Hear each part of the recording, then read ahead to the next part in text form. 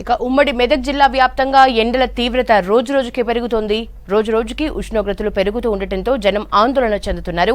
ఉదయం 10 దాటిందంటే రోడ్లపైకి వచ్చేందుకు జనం భయపడుతున్నారు. మధ్యాహ్నం వేళల్లో రోడ్లన్నీ నిర్మానుష్యంగా మారుతున్నాయి. ఇళ్లలో ఉన్నవారికి సైతం వడదెబ్బ తగులుతోంది.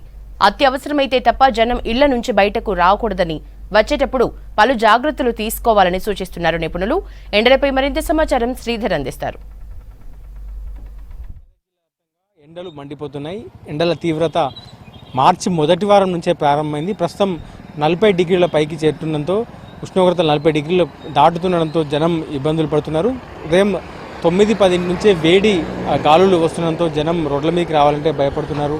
ప్రస్తుతం రోడ్లన్నీ కూడా ఉదయం 9 కూడా నిర్మానుష్యంగా మారుతున్నాయి. రోడ్ల బయటకు వచ్చే జనం అంతా కూడా ఇబ్బందులు పడుతున్నారు.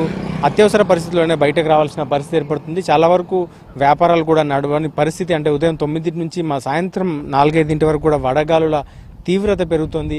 చాలా వరకు జనం వేడి గాలులతో ఉక్కిరిబిక్కిరవుతున్నారు. ఉమ్మడి మెదక్ జిల్లాలోని ప్రధానంగా ఇటు సంగారెడ్డి జిల్లా కేంద్రంలో కావచ్చు, ఇటు మెదక్ జిల్లా కేంద్రంలో కావచ్చు, ఇటు సిద్దిపేటలో కావచ్చు, పలు చోట్ల ఇప్పటికే 42 డిగ్రీలకు పైగా ఉష్ణోగ్రతలు పలు చోట్ల నమోదయ్యాయి.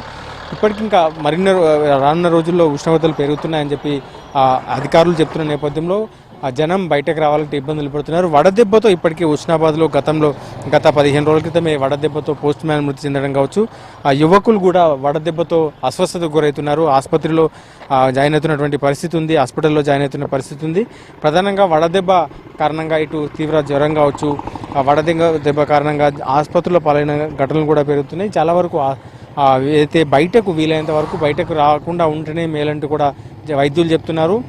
ఉదయం 9 నుంచి కూడా రోడ్లన్నీ నిర్మానుష్యమవుతున్నాయి. సాయంత్రం 5-6 వరకు కూడా రోడ్లపైకి రాక వ్యాపారులు కూడా ఇబ్బందులు పడుతున్నారు. ఒకవైపు చెరుకు రసాలు, జ్యూస్ బండ్ల వద్ద జనం ఉంటున్న అత్యవసర పరిస్థితుల్లో వచ్చిన జనం చెరుకు రసాల వద్ద జ్యూస్ బండ్ల వద్ద అవుతున్నటువంటి పరిస్థితి ఉంది. చాలా చోట్ల 42-43 డిగ్రీల వరకు కూడా ఉష్ణోగ్రతలు వెళ్తున్న నేపథ్యంలో జనం ఇబ్బందులు ఎదుర్కొంటున్నారు. మరోవైపు వడగాల్పులు కూడా మధ్యాహ్నం వరకు కూడా వడగాల్పుల తీవ్రత పెరుగుతోంది. చాలా చోట్ల వడగాల్పుల తీవ్రత పెరగడంతో ఇళ్లలో ఉన్నవారు కూడా కూలర్లు లేని బయట అంటే కూలర్లు లేకుండా ఇంట్లో కూడా ఉండలేని పరిస్థితి. దీంతో అయితే ఇళ్లలో ఉన్నప్పటికీ కూడా గాల్పుల వల్ల కూడా అస్వస్థతకు గురయ్యే అవకాశం ఉందంటూ కూడా వైద్యులు చెప్తున్నారు. ప్రధానంగా ఎక్కువగా వాటర్ తాగడం కావచ్చు, దాంతోపాటు పళ్ళను తీసుకోవడం కావచ్చు, ఇట్లా ఎక్కువగా జ్యూసెస్ తీసుకోవడం వల్ల కొంత వడదెబ్బ నుంచి ఉపశమనం పొందొచ్చంటూ కూడా వైద్యులు చెప్తున్నారు. మొత్తంగా ఉమ్మడి మెదక్ జిల్లాలో కూడా చాలా చోట్ల ఇప్పటికే వడదెబ్బ కారణంగా ఇప్పటికి ఈ సీజన్లో 2-3 అంటే దాదాపు 2-3 ఘటనల్లో కూడా తీవ్ర అస్వస్థతకు గురైన దాంతో పాటు ఇటు హుస్నాబాద్లో ఒక పోస్ట్ మ్యాన్ మృతి చెందడం కావచ్చు, మరోవైపు వాళ్ళ ఘటనలు కూడా చోటు చేసుకున్నాయి. వడదెబ్బ కారణంగా జనం మృత్యువాత పడుతున్న ఘటనలు కూడా చోటు చేసుకుంటున్నాయి.